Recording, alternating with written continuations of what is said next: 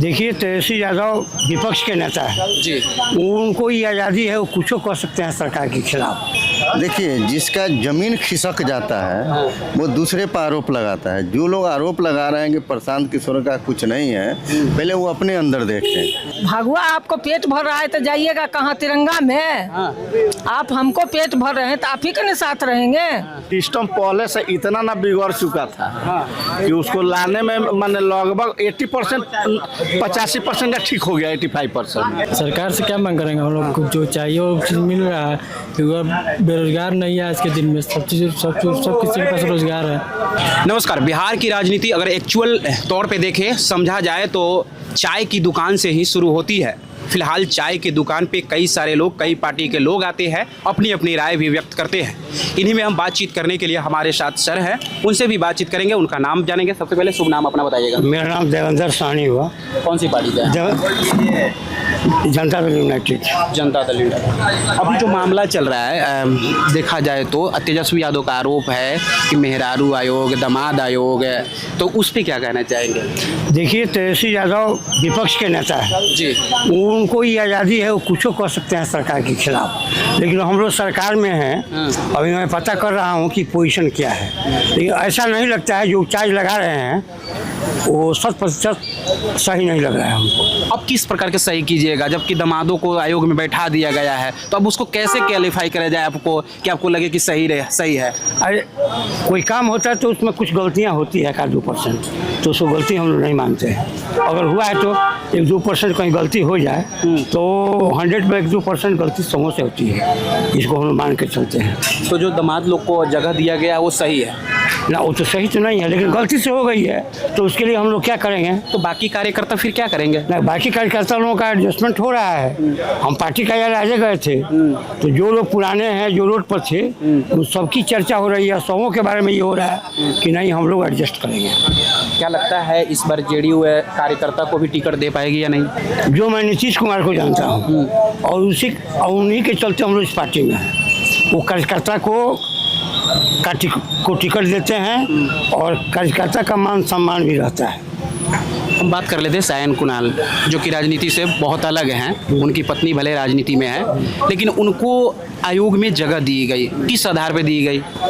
ये तो बयान आप बता रहे हैं अशोक चौधरी का।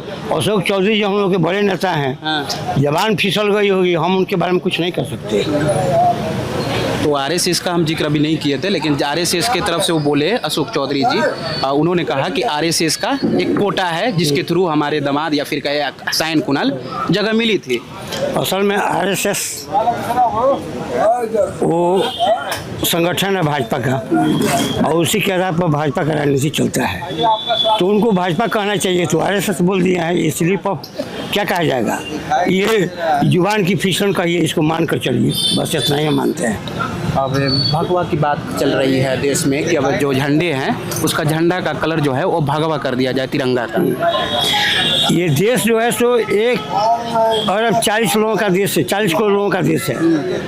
ये कोनो छोटा छोटा संगठन है उसका देश नहीं है। और इसे यहाँ लोकतंत्र है, तो लोकतंत्र में बहुसंख्यक जो फैसला करती है उसकी मान्यता होती है। ये कुछ लोग अगर बोल दें कि भगवा झंडा चलेगा तो देश में तो उन्माद पैदा कर देंगे।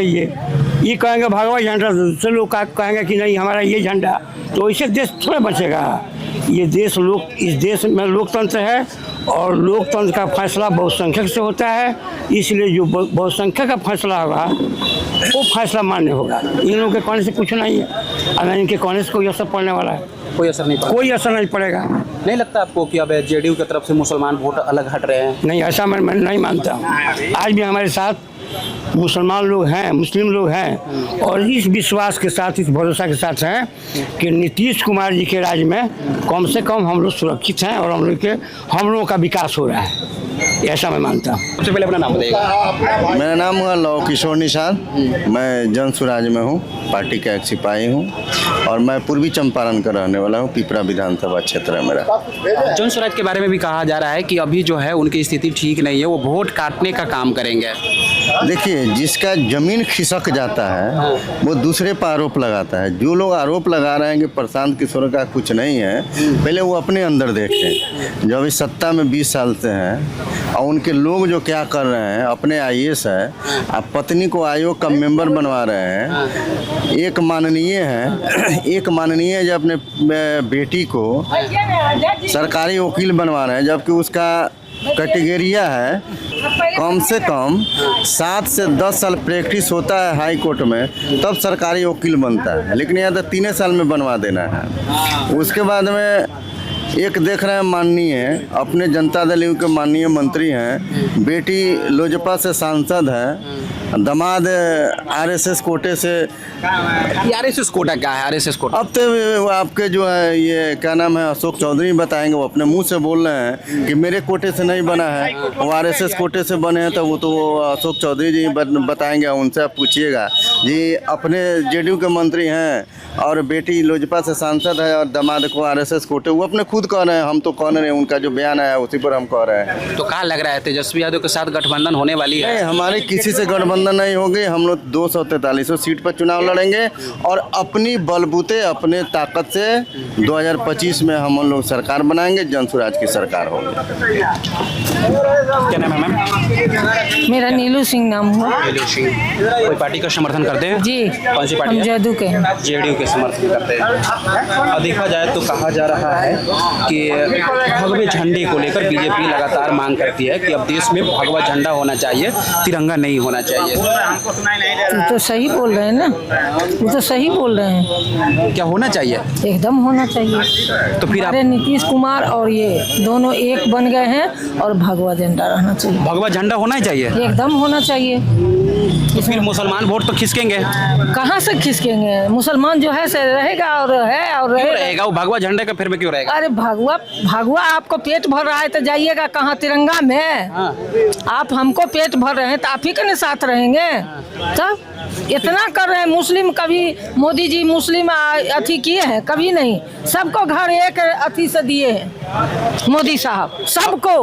मुसलमान को भी दिए हैं भाई को और हिंदू को भी दिए हैं, सबको एक रंग कर रहे हैं मोदी साहब, सभी को एक। तो वो तो गद्दार होगा जो नहीं देगा इनका। तो फिर कुछ अजीब नहीं लग रहा है कि भगवा झंडा देश के लिए हो जाना राष्ट्रीय झंडा के तौर पे? एकदम अच्छा है, कोई दूराई नहीं है। मोदी जी कोई खराब बात नहीं बोले हैं। कोई खराब बात नहीं? नहीं, एकदम सही बोले हैं। जेडीयू का स्टैंड क्लियर है इस पे? एकदम क्लियर है, कोई दिक्कत नहीं है। अब फिर आएंगे देखिएगा, ये 2000 अथी है ना 25, देखिएगा जो फिर यही बनेंगे नीतीश कुमार। हाँ, नीतीश कुमार का लड़का क्यों नहीं बनेंगे? 25 साल से 20 साल से रह गए, सब जनता के सेवा किए, आज काहे न अपना लड़का को देंगे? सब तो शुरू से अपना लड़का को किए। नीतीश बाबू तो इतना निस्वार्थ हो से किए हैं जो कभी भी अपना परिवार को नहीं देखे। आज बेटा को बना रहे हैं तो सबको दर्द उठ रहा है। गलत है, दर्द उठना गलत है। परिवारवाद के सपोर्ट में आप? हाँ, एकदम सपोर्ट में है। तो फिर बीजेपी से तो अलग होना पड़ेगा आपको। काहे अलग होंगे? वो खिलाफ रहता है ना परिवारवाद के। परिवार देखिए, नीतीश बाबू का ये अपना है, उनका मुद्दा अपने रहे चाहे बेटा को बनावे, ई में कोई भाजपा इंटरफेयर नहीं करेगा। बस भगवा झंडा राष्ट्रीय झंडा होना चाहिए, एकदम होना चाहिए। चलिए, ये मैम थी, इनकी राय अलग अलग है और लोगों से भी बातचीत करते हैं। क्या नाम है सर? कमल किशोर कुमार रिंकू सहनी। और किसी पार्टी का सपोर्ट भी करते हैं? जेडीयू से हैं, प्रदेश उपाध्यक्ष हैं अति पिछड़े के। अति पिछड़ों के लिए क्या क्या हुआ है? अति पिछड़ों के लिए तो बहुत कुछ हुआ है आपको, जैसे में अति पिछड़ा छात्रावास हुआ है, अति पिछड़ा में 50% जो आरक्षण हुआ है। उसके बाद आपको अति पिछड़ा का अभी जितना मुखिया लोग था लोग पंचायत में माने आरक्षण मिला हुआ है। तो अति पिछड़ा के आज भी बच्चे जो है बाहर को जाने को तैयार है। पलायन एक सबसे बड़ी मुद्दा है अब सरकार में बहुत समय से। क्या लगता है पलायन वाले मुद्दे पे क्या कहना चाहिए? देखिए, पलायन वाले मुद्दे पर तो माने बहुत यहाँ काम हो रही है। जैसे में आपको हम लोग का है अति पिछड़ा में पशुपालन माने हो रहा है, मुर्गी पालन है। उसके बाद उद्योग वाला में जैसे में आपको आटा चक्की मिल वाला उद्योग चल रहा है। लोग कह रहे हैं ग्राउंड पे साफ तौर पे कहते हैं लोग कि एक सिर्फ कागज पे है, बाकी जमीन पे हकीकत कुछ नहीं दिख रहा। नहीं नहीं, ऐसा बात नहीं है। हम लोग के यहाँ चल के देखिए, मोतिहारी पूर्वी चंपारण में तो सब जगह है। मत्स्यजीवी में भी है, उद्योग में आपको। फिर काहे बिहार से बहुत सारे लोग पलायन कर रहे हैं, आज भी भर भर के जाकर देखिए ट्रेन में। ये बताइए, धीरे धीरे ना सिस्टम माने तैयार होगा। कितना दिन चाहिए सिस्टम के लिए? 25 साल हो गए। अब हम लोग अब ये थोड़े करेंगे, हम माननीय मुख्यमंत्री जी बताएंगे। तो आप ही लोग न रहते होंगे, माननीय मुख्यमंत्री को समझाएंगे या फिर मीटिंग में बैठेंगे? कोई काम थोड़े होता है, धीरे धीरे होता है कि 25 साल आपको सिस्टम लग नहीं, सिस्टम पहले से इतना ना बिगड़ चुका था कि उसको लाने में माने लगभग 80% 85% ठीक हो गया, 85% ये जान लीजिए। अति पिछड़ा के लिए माने बहुत सिस्टम बहुत अच्छा हो गया है। पलायन के लिए भी और समय चाहिए आपको? नहीं, और करे मैं लगभग 80% फैले है, 80% लोग अब है, 80% है। 80% लोग यहाँ अपना उद्योग कर रहा है। लोग कहाँ कर रहा है? 80% है, 20% लोग कर रहा होगा। ना ऐसा बात नहीं है। जाने वाला लोग आज भी जो है ना कृषि में है, फिर कहीं बाहर में चला जाता है। जैसे में बताइए ना, पैक्स वाला में भी है, तो हम लोग में है कि उद्योग में पशुपालन है, उसके बाद मुर्गी पालन है, पेट्रोल है, पेट्रोल पंप है, उसके बाद आपको ये दे दिया है, क्या बोलते हैं, गैस एजेंसी दिया है। हम खुद पैक्स अध्यक्ष हैं, तब बोल रहे हैं ये बात। हम लोग का है सिस्टम दिया हुआ है, हम लोग करा रहे हैं उसको। माने जैसे में 4 महीना 5 महीना हुए इलेक्शन को, तो कागज करते करते 6 महीना लगेगा ना, साल भर। तो हमको तो नहीं लगता है कि सारा पैक्स वो सब उद्योग वाला लगा हुआ है लोग, पैक्स अध्यक्ष लोग। तो धीरे धीरे सिस्टम हर पंचायत में लागू हो गया है। ठीक है, पूछते हैं युवा की बात करें तो युवा लगातार जॉब की मांग होगी, नौकरी की मांग होगी, रोजगार की मांग होगी। इसमें आप क्या खोजना चाहेंगे? सरकार से क्या मांग करना चाहिए? सरकार से सब क्या बोलिएगा। सरकार से क्या मांग करेंगे? हम लोग को जो चाहिए वो चीज़ मिल रहा है, युवा बेरोजगार नहीं है आज के दिन में। सब किसी के पास रोजगार है, सब रोजगार में है। तो फिर तो ये 20 लाख बिहार पुलिस में काहे लोग भरा 11,000 के बाद बहाली में? 20 लाख लोग 11,000 की बहाली में भर दिया, तो काहे भर दिया भाई? झूठ का। तो धीरे धीरे सब होगा। क्या नाम है सर? नहीं बोलेंगे।